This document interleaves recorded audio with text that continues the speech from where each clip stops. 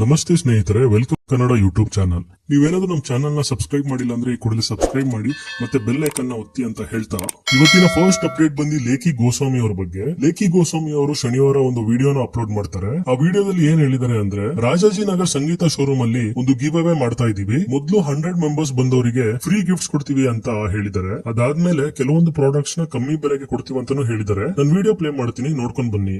100 products give away for free. So ನಾವು petrol give away ಕೊಟ್ಟಿದ್ದೀವಿ, rain ಕೋಟ್ನು ಕೊಟ್ಟಿದ್ದೀವಿ, ಹೆಲ್ಮೆಟ್ನು ಕೊಟ್ಟಿದ್ದೀವಿ. ಬಟ್ ಈಗ ಒಂದು ಸ್ಪೆಷಲ್ 100 ಪ್ರಾಡಕ್ಟ್ಸ್ನ ಗಿವ್ ಅವೇ ಮಾಡೋಕ್ಕೂ ಪ್ಲಾನ್ ಇದೆ. ಸೊ ನಮ್ಮ ನವರಂಗ್ ಸರ್ಕಲ್ ರಾಜಾಜಿನಗರಲ್ಲಿ ಇರುವ ಸಂಗೀತ ಮೊಬೈಲ್ಸ್ ಅಲ್ಲಿ on 24th of August afternoon 12 PM ಸಂಡೇಗೆ ನಾವು ಒಂದು 100 ಗಿವ್ ಅವೇ ಕೊಡೋಕ್ಕೂ ಪ್ಲಾನ್ ಮಾಡ್ತಾ ಇದ್ದೀವಿ, only for our subscriber family. So come on join us. So 100 products completely free. After that earphone for 9 rupees, speaker for 99 rupees, power bank for 199 rupees, neck band for 199 rupees, keypad 299, smart watch 799 rupees only. This is after 100 customer. First 100 customer completely free products ಕೊಡ್ತಾ ಇದೀವಿ. So come and join us on 24th of August afternoon 12 PM Sunday, only at Sangeeta Mobiles, Navrang Circle, Rajajinagar. Next day ಅಂದ್ರೆ Sunday ಕಥೆನೇ ಬೇರೆ ಆಗಿದೆ. ಯಾಕಂದ್ರೆ ಲೇಖಿ ಗೋಸ್ವಾಮಿ ಅವರು ಬರ್ತಿದ್ದಾರೆ, ಮತ್ತೆ ಗಿವ್ ಅವೇ ಕೂಡ ನಡೀತಿದೆ ಅಂತ ತುಂಬಾನೇ ದೊಡ್ಡ ಕ್ರೌಡ್ ಬಂದಿತ್ತು. ಎಷ್ಟು ದೊಡ್ಡ ಕ್ರೌಡ್ ಬಂದಿತ್ತು ಅಂದ್ರೆ ನಾನು ನಿಮ್ಗೆ ವಿಡಿಯೋದಲ್ಲಿ ತೋರಿಸ್ತಿದ್ದೀನಿ ನೋಡಿ. ಮತ್ತೆ ಸಂಗೀತ ಮೊಬೈಲ್ ಶೋರೂಮ್ ಮೇನ್ ರೋಡ್ ಪಕ್ಕನೇ ಇರೋದ್ರಿಂದ ಟ್ರಾಫಿಕ್ ಜಾಮ್ ಕೂಡ ಆಯ್ತು. ಕೊನೆಗೆ ಪೊಲೀಸ್ ಅವರು ಬಂದು ಸಂಗೀತ ಮೊಬೈಲ್ ಶೋರೂಮ್ ನೇ ಕ್ಲೋಸ್ ಮಾಡಿಸ್ಬಿಟ್ರು. ಸಂಗೀತ ಮೊಬೈಲ್ಸ್ ನೇ ಕ್ಲೋಸ್ ಮಾಡಿಸ್ಬಿಟ್ರು ಪೊಲೀಸ್ ಅವರು. ಆಫರ್ ಇಲ್ಲ ಅಂತಾನೆ ಬೇರೆ ಹೇಳ್ತಾ ಇದಾರೆ. ಡೋರ್ ನೇ ಕ್ಲೋಸ್ ಮಾಡ್ಬಿಟ್ಟು ಪೊಲೀಸ್ ಎಲ್ಲ ಆ ಕಡೆ ಇದ್ದವ್ರನ್ನೆಲ್ಲ ಖಾಲಿನೇ ಮಾಡಿಸ್ಬಿಟ್ರು ನೋಡಿ. ಮತ್ತೆ ಕ್ರೌಡ್ ಕ್ಲಿಯರ್ ಮಾಡಕ್ಕೆ ಪೊಲೀಸ್ ಅವರು ಲಾಠಿ ಚಾರ್ಜ್ ಕೂಡ ಮಾಡಿದ್ರು. ಸುಮಾರು ಜನಕ್ಕೆ ಮೈನರ್ ಇಂಜುರೀಸ್ ಕೂಡ ಆಗಿದೆ. ಒಂದು ಗಿವ್ ಇಕ್ಕಿದ್ರು ಸಂಗೀತ ಮೊಬೈಲ್ ಸ್ಟೋರ್ ಅಲ್ಲಿ. ಆ ಜಾಗದಲ್ಲಿ ಜಾಸ್ತಿ ಜನ ಸೇರಿದ್ದಾರೆ. ಅವ್ರು ಏನೇ ವಿಡಿಯೋ ಮಾಡಿದ್ರು ಕೂಡ ಜನ ಸೇರ್ತಾರೆ ಅಂತ ಗೊತ್ತಿದೆ ಕೂಡ. ಅಂಡ್ ಪೊಲೀಸ್ ಸೆಕ್ಯೂರಿಟಿ ಇರಲೇಬೇಕು. ಇದು ಅಲ್ಲದೆ ಮೈನ್ ರೋಡ್ ಅಲ್ಲಿ ಇದೆ, ಟ್ರಾಫಿಕ್ ಕೂಡ ತೊಂದರೆ ಆಗುತ್ತೆ. ಅಂಡ್ ಪೊಲೀಸ್ ಅವ್ರು ಬಂದಿದ್ದಾರೆ, ಸ್ವಲ್ಪ ಟ್ರಾಫಿಕ್ ನ ಕ್ಲಿಯರ್ ಮಾಡೋದಕ್ಕೋಸ್ಕರ ಲಾಠಿ ಚಾರ್ಜ್ ಮಾಡಿದ್ದಾರೆ. ಅದರಿಂದ ಸ್ವಲ್ಪ ಏಟ್ ಆಗಿದೆ.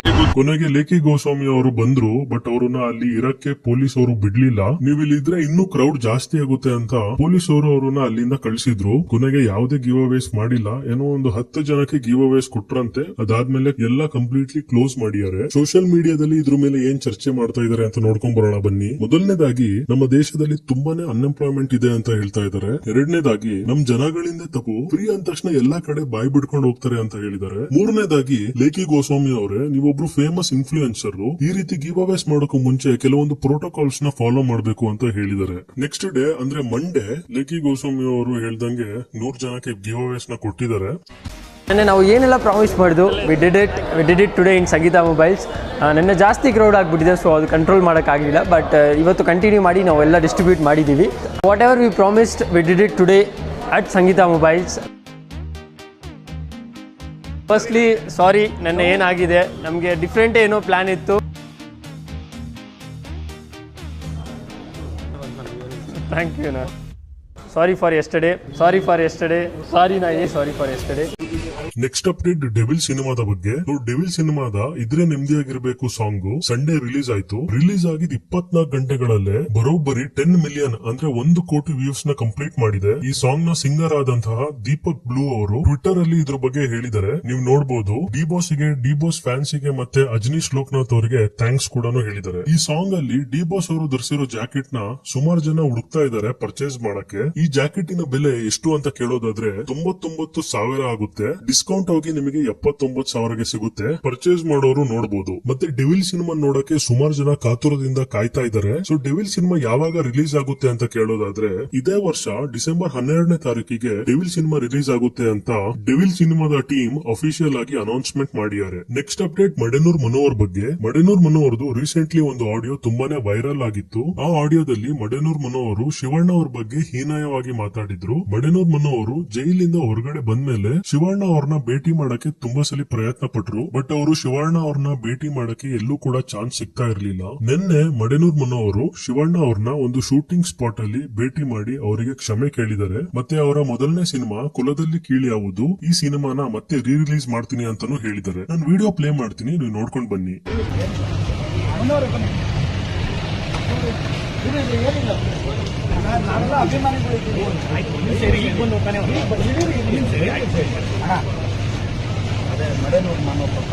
ತಪ್ಪಾಯ್ತು. ಮನೆ ಅಂತ ಅವರು ತಪ್ಪಾಯ್ತು ಅಂತ ನಿಮ್ ಬಗ್ಗೆ ಕೆಟ್ಟದಾಗ ಮಾತಾಡ್ಬಿಟ್ಟಿದ್ದಾರೆ. ಫಿಲಮ್ ದಣ ಕುಲದಲ್ಲಿ ಕೀಳು ಯಾವುದು ಆಯ್ತಣ್ಣ, ನೀವೊಂದು ಕ್ಷಮೆ ಅವ್ರಿಗೆ ಕಾಲು ಹಿಡ್ಕೋಬೇಕು ಅವ್ರು. ನೀವೊಂದು ಯಾರೇ ಬೈದ್ರು ಉಗುಳಿದ್ರು ಇಲ್ಲಣ್ಣ, ನೀವು ದೇವ್ರಣ್ಣ, ನೀವು ಅದೆಲ್ಲ ಇದೇ ಮಾಡಲ್ಲ.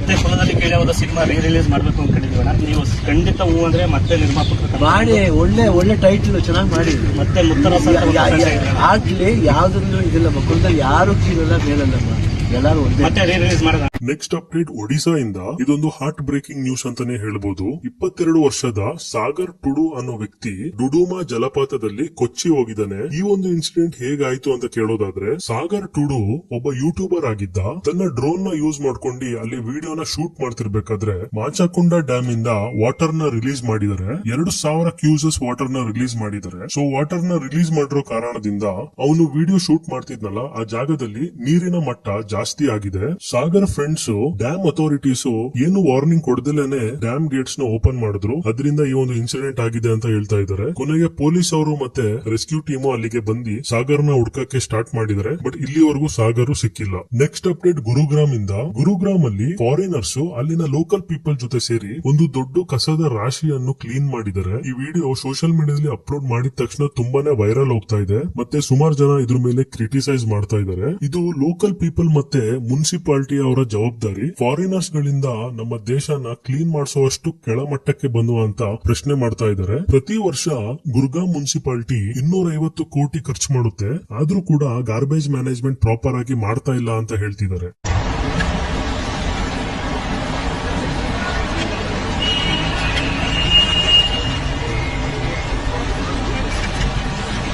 Next update Indian cricket team ಬಗ್ಗೆ. ಚೇತೇಶ್ವರ್ ಪೂಜಾರ ಅವರು ಎಲ್ಲಾ ಕ್ರಿಕೆಟ್ ಫಾರ್ಮೆಟ್ ಇಂದ ರಿಟೈರ್ಮೆಂಟ್ ತಗೊಂಡಿದ್ದಾರೆ. ಹೌದು, ಚೇತೇಶ್ವರ್ ಪೂಜಾರ ಅವರು ಆಗಸ್ಟ್ 25ಕ್ಕೆ ನೆಕ್ಸ್ಟ್ ಜನರೇಷನ್ ಅವರಿಗೆ ಚಾನ್ಸ್ ಸಿಗ್ಲಿ ಅಂತ ಹೇಳಿ ಎಲ್ಲಾ ಕ್ರಿಕೆಟ್ ಫಾರ್ಮೆಟ್ ಗಳಿಂದ ರಿಟೈರ್ಮೆಂಟ್ ತಗೊಂಡಿದ್ದೀನಿ ಅಂತ ಘೋಷಣೆ ಮಾಡಿದ್ದಾರೆ. ನೆಕ್ಸ್ಟ್ ಅಪ್ಡೇಟ್ ಬಿಸಿಸಿಐ ಬಗ್ಗೆ. ಸೊ ಇನ್ ಮುಂದೆ ಡ್ರೀಮ್ 11 ಬಿಸಿಸಿಐಗೆ ಸ್ಪಾನ್ಸರ್ ಮಾಡ್ತಾ ಇಲ್ಲ. ಬಿಸಿಸಿಐ ಮತ್ತೆ ಡ್ರೀಮ್ 11 ಜೂನ್ 2023ಕ್ಕೆ ಸ್ಪಾನ್ಸರ್ಶಿಪ್ ಕಾಂಟ್ರಾಕ್ಟ್ ನ ಮಾಡ್ಕೊಂಡಿದ್ರು. ಸೊ ಈ ಒಂದು ಕಾಂಟ್ರಾಕ್ಟ್ 3 ವರ್ಷಕ್ಕೆ ಇತ್ತು. ಮತ್ತೆ ಕಾಂಟ್ರಾಕ್ಟ್ ಅಮೌಂಟ್ ನೋಡೋದಾದ್ರೆ 358 ಕೋಟಿ. ನಾನು ಲಾಸ್ಟ್ ವಿಡಿಯೋದಲ್ಲಿ ಹೇಳಿದ್ದೆ ಗವರ್ಮೆಂಟ್ ಆಫ್ ಇಂಡಿಯಾ ಒಂದು ಆನ್ಲೈನ್ ಗೇಮಿಂಗ್ ಬಿಲ್ ನ ಪಾಸ್ ಮಾಡಿದೆ ಅಂತ. ಆ ಒಂದು ಬಿಲ್ ಪಾಸ್ ಆಗಿರೋದ್ರಿಂದ ಗವರ್ಮೆಂಟ್ ಆಫ್ ಇಂಡಿಯಾ ಸುಮಾರು ಆಪ್ಸ್ ಗಳನ್ನ ಬ್ಯಾನ್ ಮಾಡಿದೆ. ಡ್ರೀಮ್ 11 ಕೂಡ ಅದರಲ್ಲಿ ಒಂದಾಗಿತ್ತು. ಹಂಗಾಗಿ ನಿನ್ನೆ ಬಿಸಿಸಿಐ ಮತ್ತೆ ಡ್ರೀಮ್ 11 ಇಬ್ರು ಕೂಡ ತಮ್ಮ ಸ್ಪಾನ್ಸರ್ಶಿಪ್ ನ ಎಂಡ್ ಮಾಡಿದ್ದಾರೆ. ಸೊ ಕರೆಂಟ್ಲಿ ಬಿಸಿಸಿಐ ಅವರಿಗೆ ಯಾರು ಕೂಡ ಟೈಟಲ್ ಸ್ಪಾನ್ಸರ್ ಇಲ್ಲ. ಬಿಸಿಸಿಐ ಅವರು ಇದ್ರ ಬಗ್ಗೆ ಏನ್ ಹೇಳಿದ್ದಾರೆ ಅಂದ್ರೆ, ನಾವು ಇನ್ ಮುಂದೆ ಡ್ರೀಮ್ 11 ತರ ಆರ್ಗನೈಸೇಷನ್ ಗಳ ಜೊತೆ ಕಾಂಟ್ರಾಕ್ಟ್ ಮಾಡ್ಕೊಳ್ಳೋದಿಲ್ಲ. ನಾವು ಕರೆಂಟ್ಲಿ ಹೊಸ ಸ್ಪಾನ್ಸರ್ ನ ಹುಡುಕ್ತಾ ಇದೀವಿ. ಶೀಘ್ರದಲ್ಲೇ ನಾವು ಹುಡುಕಿ ಅನೌನ್ಸ್ಮೆಂಟ್ ಕೂಡ ಮಾಡ್ತೀವಿ ಅಂತ ಹೇಳಿದ್ದಾರೆ. ಇದಾಗಿತ್ತು ಇವತ್ತಿನ ಟಾಪ್ ಟ್ರೆಂಡಿಂಗ್ ನ್ಯೂಸ್. ನೀವೇನಾದ್ರೂ ನಮ್ಮ ವಿಡಿಯೋನ ಲೈಕ್ ಮಾಡಿಲ್ಲ ಅಂದ್ರೆ ಈ ಕೂಡ ಲೈಕ್ ಮಾಡಿ, ಶೇರ್ ಮಾಡಿ, ಸಬ್ಸ್ಕ್ರೈಬ್ ಮಾಡಿ ಮತ್ತು ಬೆಲ್ ಐಕನ್ ನ ಒತ್ತಿ ಅಂತ ಹೇಳ್ತಾ ಥ್ಯಾಂಕ್ ಯು.